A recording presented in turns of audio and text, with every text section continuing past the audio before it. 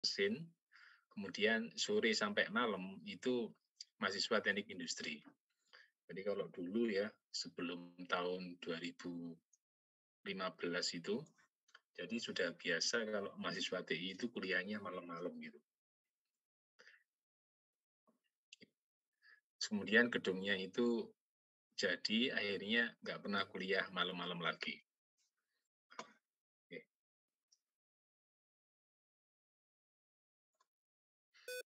Baik, pada sesi kali ini saya melanjutkan tentang beberapa distribusi kontinu. Jadi kalau distribusi kontinu itu kemarin ada distribusi uniform, ya kan?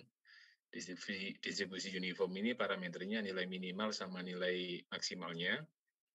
Tetapi pada distribusi uniform, ya kan, probabilitas keluarannya itu terjadi memiliki probabilitas yang sama atau seragam. Kemudian ada juga distribusi triangular dan juga ada distribusi beta. Kalau distribusi triangular sama distribusi beta itu salah satu cirinya adalah adanya nilai yang paling baik, paling buruk, dan juga ada nilai modus atau nilai yang paling sering terjadi. Kemudian distribusi kontinu yang cukup sering digunakan itu yaitu distribusi eksponensial. Biasanya kalau di teori antrian, distribusi eksponensial ini satu paket dengan distribusi Poisson. Kalau distribusi eksponensial itu digunakan untuk menunjukkan distribusi waktu antar kejadian proses Poisson. Oke, jadi contohnya kalau proses Poisson itu, misalkan ini pada kurun waktu tertentu, oke, ini misalkan ngamati ya kan jumlah nasabah yang datang di suatu bank. Jadi sumbu X-nya ini waktu gitu. Bank itu misalkan mulai nerima nasabah itu kan mulai pukul 8 pagi misalkan. Terus kemudian ini diamati ya kan misalkan mulai dari jam 8 pagi sampai misalkan jam 12 siang. Oke. Tentunya di sini kalau kita ibaratkan kedatangan nasabah itu mengikuti proses Poisson, maka nasabah yang datang ya kan itu datangnya itu satu persatu gitu. Misalkan nasabah yang pertama ini misalkan datangnya jam 8 lebih 01 menit. Kemudian nasabah yang kedua ya kan datang lagi misalkan jam 8 lebih ya kan 7 menit.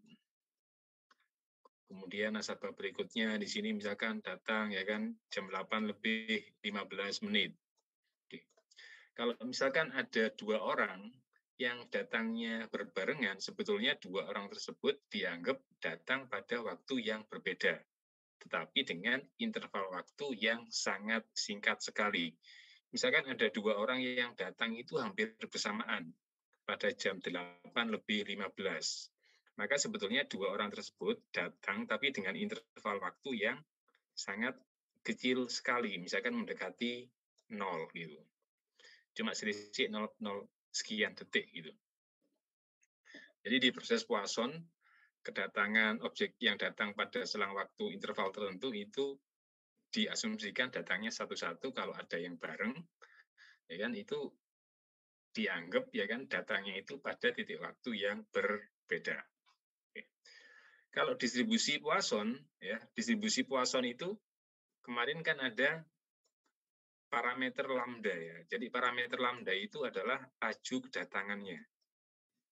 Ini kan punya parameter ya. Parameternya itu konstan, misalkan lambda. Lambda ini misalkan menunjukkan laju berapa nasabah yang datang per jamnya. Misalkan dari hasil pengamatan, lambdanya ini yang datang adalah 10 nasabah per jamnya. Jadi 10 nasabah per jam. Oke. Jadi kalau di distribusi Poisson ya kan itu kan mencari berapakah probabilitas ya kan ketika variabel acaknya itu yaitu jumlah orang yang datang pada waktu atau kurun waktu interval tertentu ya kan itu probabilitasnya itu berapa. Jadi misalkan kalau pada distribusi Poisson mencari probabilitas yang datang tiap jam itu misalkan kurang dari 10 orang, kurang dari 8 orang, itu kira-kira berapa probabilitasnya? Oke. Karena Poisson itu kan diskrit, jadi menunjukkan berapa objek yang datang. Oke. Kemudian karena ini proses Poisson, ya, karena ini adalah proses Poisson, maka di proses Poisson itu yang sifatnya acak, variabelnya itu bukan hanya jumlah kedatangan ya. Bukan hanya jumlah kedatangan objek pada waktu T atau NT yang disimbolkan X pada distribusi Poisson, tetapi juga ya kan interval waktunya. Jadi interval waktu antar kedatangan objek itu kan sifatnya kan juga random gitu ya. Jadi misalkan interval waktu antar kedatangan antara nasabah pertama dengan nasabah yang kedua, ini kan intervalnya kan berarti di sini sekitar 6 menit. Nasabah kedua dengan nasabah ketiga di sini 8 menit. Nasabah ketiga dengan nasabah yang keempat, ini misalkan intervalnya itu cuma 1 menit saja. Jadi interval waktu antar kejadiannya, antar kedatangannya, ini kan sifatnya random atau acak. Ya, jadi sifatnya itu acak.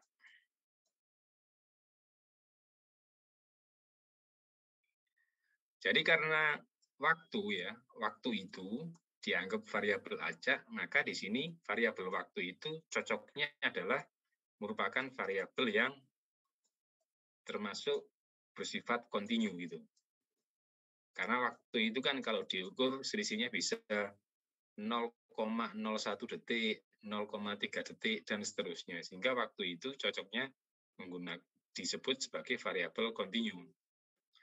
Sehingga ya kan karena waktu itu merupakan variabel kontinu, pada proses Poisson ini interval waktu antar kedatangannya itu cocoknya itu ya kan mengikuti distribusi eksponensial. Mengikuti distribusi eksponensial gitu.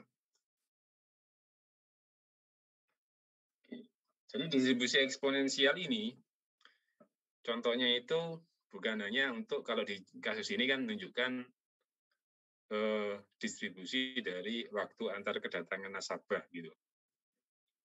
Waktu antar kedatangan objek.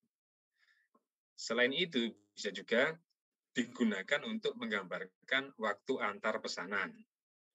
Misalkan ini di sebuah restoran, di rumah makan, di warung, ya kan ketika nasabah datang, ketika pembeli datang itu kan pesen. Nah, itu berarti ketika pesen, ya kan, berarti kan ada waktu antar pemesanan pembeli satu dengan pembeli yang lainnya. Jadi kalau tahu, ya kan, waktu antar kedatangan nasabah, ya kan, waktu antar pesanan, maka nanti penyedia layanannya itu bisa memperkirakan, ya kan, kira-kira berapakah jumlah pekerja itu yang harus dipekerjakan agar nantinya pembelinya, nasabahnya itu menunggu antriannya tidak terlalu lama. Oke, jadi sebetulnya di proses Poisson ini, ya kan parameter lambda di distribusi Poisson, ya kan itu bisa digunakan untuk mencari, ya kan pola dari distribusi eksponensial untuk waktu antar kedatangan objek.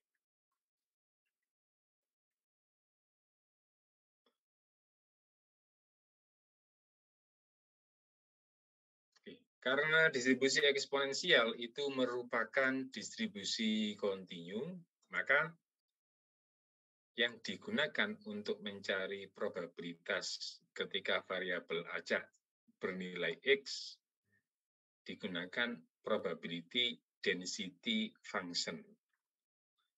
Sehingga kalau menggunakan probability density function, kalau digambarkan grafik distribusinya, ketika sumbu X-nya itu adalah nilai dari variabel acaknya, kemudian sumbu Y-nya itu adalah nilai dari Fx-nya, maka bentuknya itu berupa kurva, berupa garis. Gitu. Jadi pada umumnya distribusi eksponensial itu bentuknya itu seperti ini. Makanya di sini kalau misalkan gitu ya contohnya, ada yang mengatakan misalkan laju pertumbuhan ekonomi atau di suatu negara pertumbuhannya itu bukan linear tapi eksponensial. Atau mungkin ada yang mengatakan ya kan laju pengangguran di suatu negara karena terkena krisis ekonomi, laju penganggurannya itu tidak linear, tapi eksponensial. Artinya, ketika menggunakan istilah eksponensial, jeleknya atau turunnya itu langsung drastis gitu.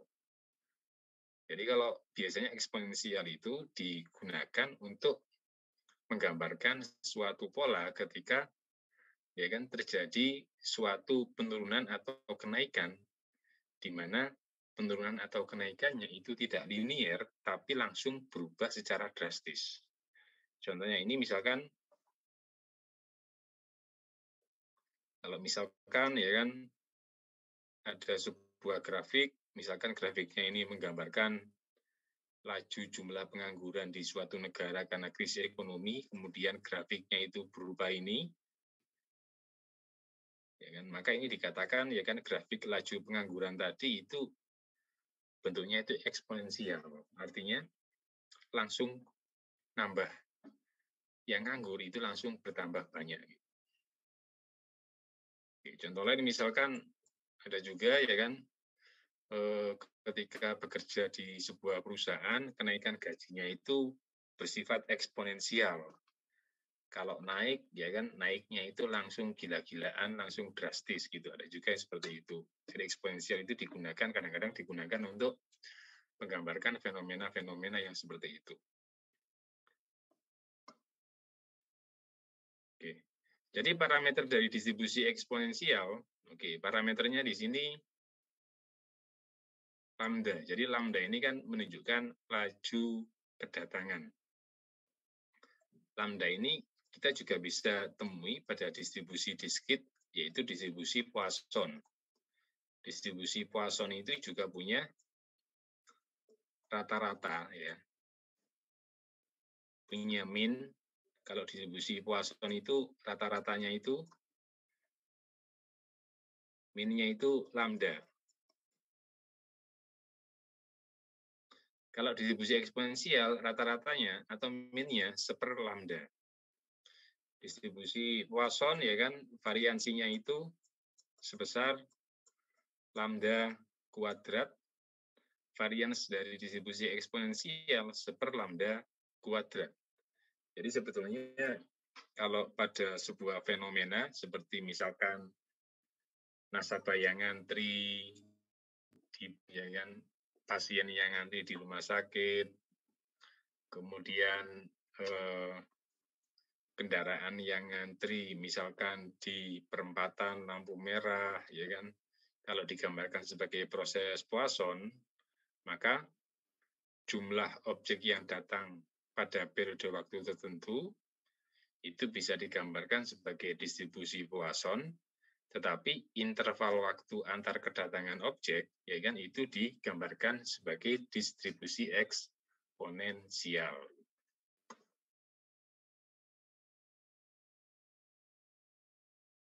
Oke, seringnya distribusi eksponensial digunakan untuk menggambarkan sistem antrian.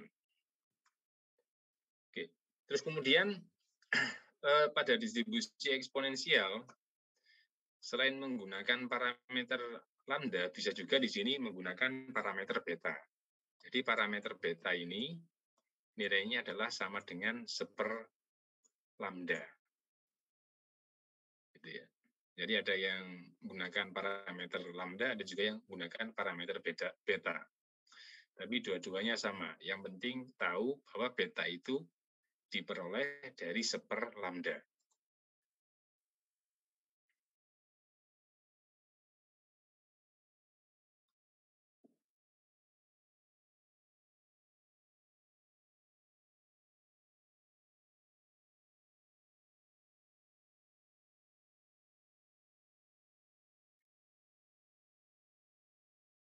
Oke, contohnya ini adalah waktu antar kelahiran bayi.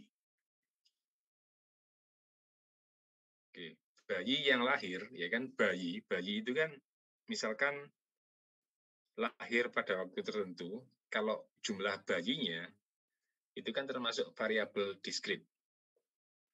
Contohnya di sini misalkan bayi yang lahir tiap hari itu jumlahnya 10.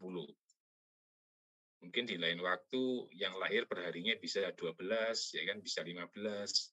Berarti jumlah bayi yang lahir itu sebetulnya kan bersifat variabel diskrit. Kalau jumlah bayi yang lahir, ya kan, itu bisa digambarkan sebagai distribusi Poisson. Oke, jumlah objek pada periode waktu tertentu itu disimbolkan dengan lambda. Jadi kalau di sini objeknya itu kan bayi, jumlah bayi yang lahir pada periode tertentu misalkan per harinya. Kalau satu hari 24 jam, maka tiap 2,4 jam, ya kan, maka itu lahir satu bayi. Kemudian kalau kita mengasumsikan bahwa waktu interval antara kelahiran bayi, jadi 10 bayi tadi itu, ya kan, anggapannya kan lahirnya tidak pada saat yang bersamaan. Misalkan lahirnya sama-sama, kalau misalkan kebetulan pas ada 2 bayi yang lahirnya itu pas jam 8 pas, anggap aja itu 2 bayi yang lahir tersebut, itu lahir pada waktu yang berbeda, meskipun cuma selisih beberapa detik atau sepersekian detik. Contohnya aja kalau misalkan bayi kembar gitu ya. Bayi kembar itu meskipun kembar kan tetap aja di sini ada. Dan kalau di distribusi Poisson, ya, di sini, kalau di distribusi Poisson, ya kan, itu terkait dengan berapa jumlahnya.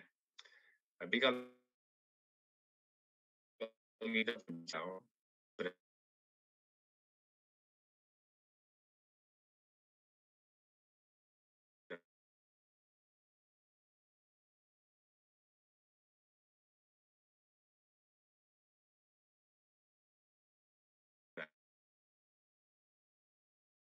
kelahiran bayi itu diasumsikan mengikuti distribusi eksponensial, maka hitunglah peluang bayi yang lahir 5 jam setelah bayi sebelumnya lahir. Kemudian ya kan, peluang bayi sebelumnya lahir tidak lebih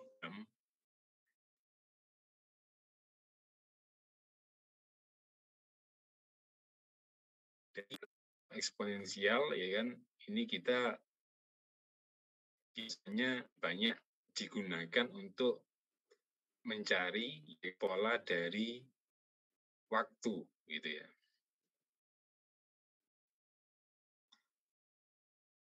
Oke. Karena variabel waktu tadi sifatnya kan kontinu, maka untuk mencari probabilitas bayi yang lahir tepat 5 jam intervalnya itu, maka kita menggunakan integral. Oke. Karena tepat 5 jam itu merupakan satu titik waktu, maka kalau diintegralkan, itu kan ada batas bawah sama batas atasnya. Batas bawahnya dikurangi delta X itu nilainya mendekati 0. Oke. Tapi kalau mencari peluang bayi yang lahir tepat 5 jam, itu probabilitasnya mendekati 0. Karena ya kan, dalam satu hari, itu kalau waktu itu dianggap sebagai variabel yang kontinu, berupa titik-titik itu, jumlah titiknya kan akan sangat banyak sekali.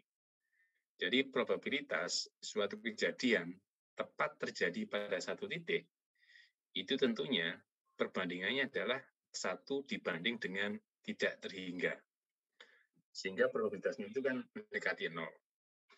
Beda kalau mencari probabilitas dengan nilai variabelnya itu misalkan waktunya tidak lebih dari 5 jam atau X kurang dari sama dengan 5.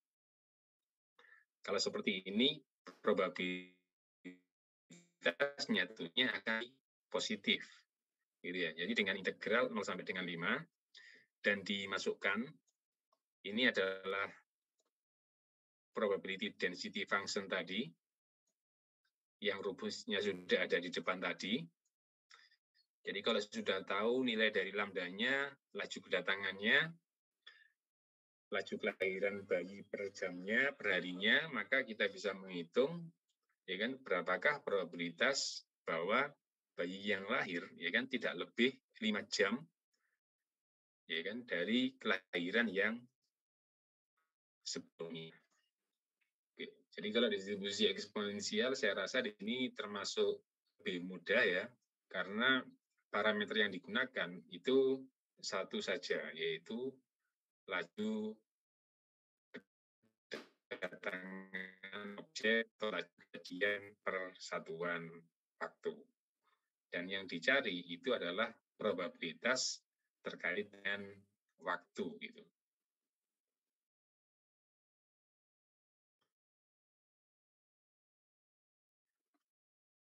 Oke. Kemudian kalau untuk mencari min dan juga variansi, tinggal menggunakan persamaan yang ada di slide sebelumnya tadi. Oke, jadi harap dibedakan ya variansi dengan standar deviasi. Variansi itu merupakan standar deviasi yang dikuadratkan. Tapi kalau standar deviasi itu merupakan nilai dari akar kuadrat dari variansi. Oke, contoh lain dari distribusi eksponensial itu misalkan untuk mencari peluang waktu antar kedatangan pelanggan. Jadi kalau eksponensial itu ya seperti waktu antar pelanggan pada sebuah toko. Gitu. Oke, bisa juga di sini kalau di mesin itu waktu antar kerusakan. Jadi kalau misalkan mesin itu ya kan kerusakan pertama sama kerusakan berikutnya itu kira-kira intervalnya itu berapa lama. Jadi nanti kalau sudah tahu dan sudah punya data interval waktu antar kerusakannya, nanti bisa diperkirakan, oh mesin ini itu sebaiknya dilakukan maintenance atau service itu tiap berapa lama. Kalau misalkan mau di-service sering, tentunya probabilitas kerusakannya akan semakin jarang, tetapi semakin banyak biaya yang harus dikeluarkan. Tapi kalau servisnya lebih jarang, maka memang ongkos servisnya yang keluar lebih murah, tetapi harus merelakan kalau tiba-tiba ya kan sering mengalami kerusakan gitu.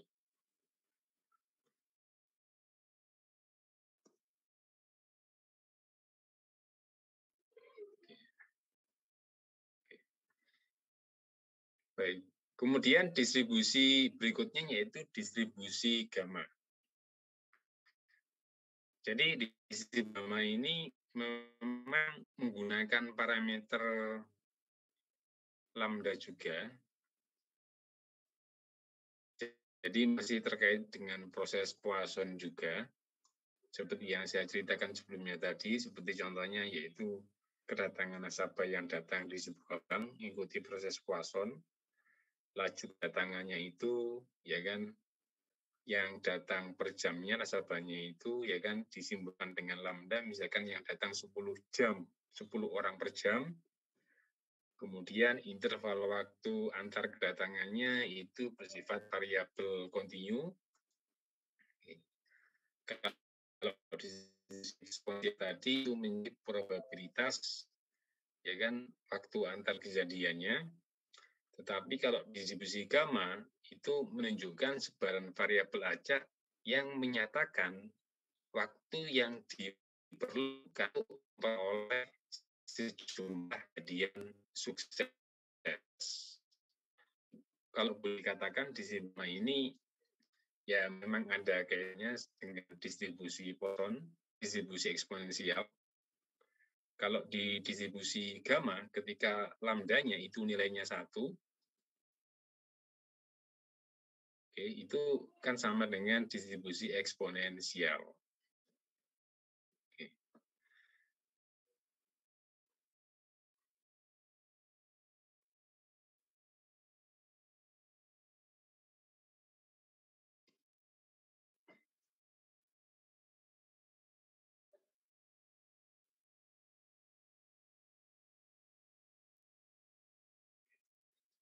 Kemudian untuk distribusi gamma,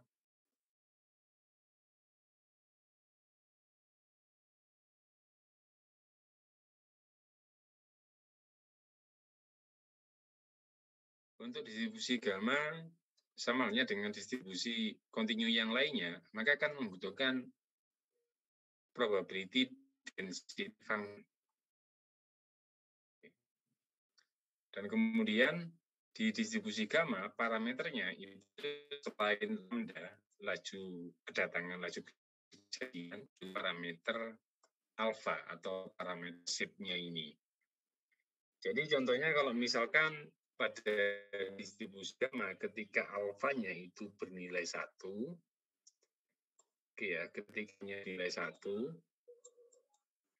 kalau digambarkan kurvanya itu seperti distribusi eksponensial. Jadi kalau distribusi gamma dengan nilai alfa 1 itu sama dengan distribusi eksponensial. Kemudian untuk mencari besarnya probabilitas kejadian sukses pada distribusi gamma, ini kan rumus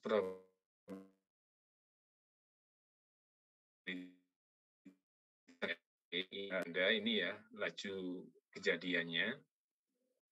Kemudian ada alfa, ini adalah berapa kejadian sukses yang diinginkan. Misalkan contohnya ada contoh kasus misalkan kelahiran bayi tadi. Misalkan kelahiran bayi itu laju kelahirannya dalam 1 hari ada sebanyak 10 kelahiran. Kemudian kita ingin menghitung probabilitas, misalkan dalam berapakah probabilitas misalkan bayi yang sebanyak 3 orang ya, dalam kurun waktu kurang dari 5 jam. Oke. Jadi 3 bayi itu yang lahir kurang dari 5 jam ya, itu ganya itu bisa dianggap sebagai kejadian sukses dan itu merupakan parameter dari nilai alfanya. Dan nilai alfa itu nantinya digunakan untuk mencari fungsi gamanya. Jadi fungsi gamanya itu kalau alfanya bilangan bulat positif, maka fungsi gamanya nilainya adalah alfa dikurangi dengan 1. Kalau misalkan alfanya itu setengah, maka fungsi gamanya itu akar dari pi.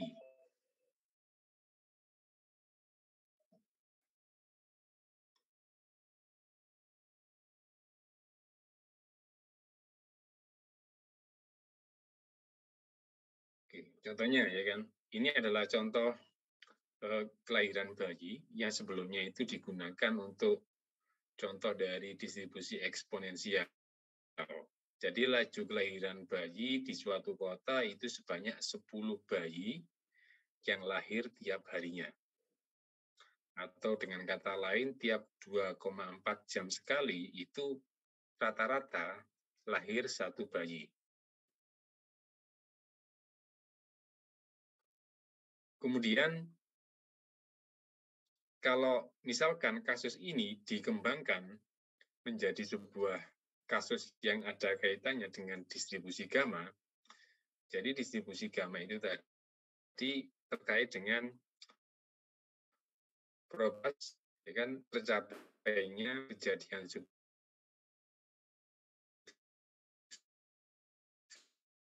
kalikan waktu waktu ada 3 bayi yang lahir secara berurutan.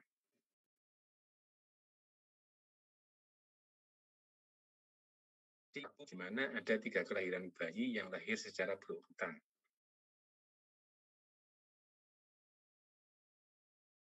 Masuk variabel saja. Kalau misalkan waktu 3 bayi lahir secara berurutan, waktunya itu bisa menjadi 1 jam, 3 jam, 3,2 jam, 3,1, dan seterusnya. Jadi di distribusi gamma itu ya mencari probabilitas waktu kejadian sukses untuk yang pertama kalinya. Kalau untuk kasus ini berarti kejadian suksesnya itu ada 3 bayi yang lahir. Karena proses Poisson, gitu ya, bayi yang lahir tadi itu lahirnya satu-satu. Kalau misalkan ada bayi yang lahir bersamaan, anggap aja itu lahirnya itu ya kan pada waktu yang berbeda, tetapi dengan interval yang sangat singkat gitu. Kalau misalkan ada bayi yang lahir secara berurutan, ya kan misalkan ini habis kelahiran pertama, ya kan terus kemudian kelahiran yang kedua, terus kemudian kelahiran yang ketiga. Oke. Jadi di sini kejadian suksesnya itu kan ada 3 bayi yang lahir. Terus kemudian yang dicari ini adalah waktunya ini. Nah, kira-kira pola dari waktunya di mana ada 3 bayi yang lahir secara berurutan, ya kan? Polanya itu di sini bisa digambarkan dengan distribusi gamma. Dan kemudian yang dicari itu adalah probabilitasnya. Jadi misalkan untuk yang pertama ini, berapakah peluang yang instan dalam waktu kurang atau jadi kalau ada 3 kelahiran ini, kira-kira ya kan waktunya ini, kalau ini misalkan disimpulkan waktu itu dengan variabel X, nah ini kira-kira berapakah probabilitasnya ketika waktunya dari 5 jam. Jadi bedanya distribusi gamma dengan distribusi eksistensial, kalau di distribusi gamma itu prosesnya itu ya kan di mana kejadiannya itu merupakan objek, jumlah objek, di mana jumlah objeknya itu bisa lebih dari 1.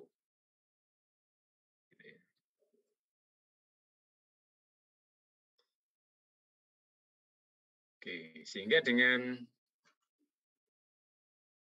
probability density function-nya dari distribusi gamma tadi, peluang 3 bayi yang lahir kurang atau sama dengan 5 jam, peluangnya adalah sebesar 0,34. Karena ini adalah distribusi kontinu, maka ini menggunakan integral. Kemudian untuk fungsi gamanya, fungsinya ini nilainya adalah beroleh dari alfa min 1 faktorial. Kemudian alfa kan adian sukses. Oke. Dan kemudian kalau untuk mencari probabilitas bayi yang lahir ada sebanyak 3 tadi, dan waktunya itu lebih dari 5 jam, maka yang dirubah adalah batas integralnya. 5 sampai dengan tidak terhingga.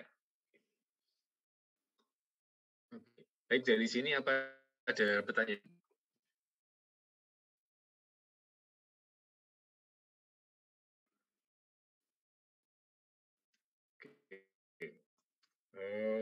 Tadi pagi kuliahnya padat ya? Kayaknya kuliah malam-malam ini mungkin kurang efektif ya kalau lama-lama ya. Oke. Baik, kalau gitu perkuliahan pada malam kali ini saya iri sampai sekian. Kita sampai jumpa esok hari di perkuliahan di kelas. Oke, baik kalau gitu saya akhiri perkuliahan pada malam kali ini. Wassalamualaikum warahmatullahi wabarakatuh.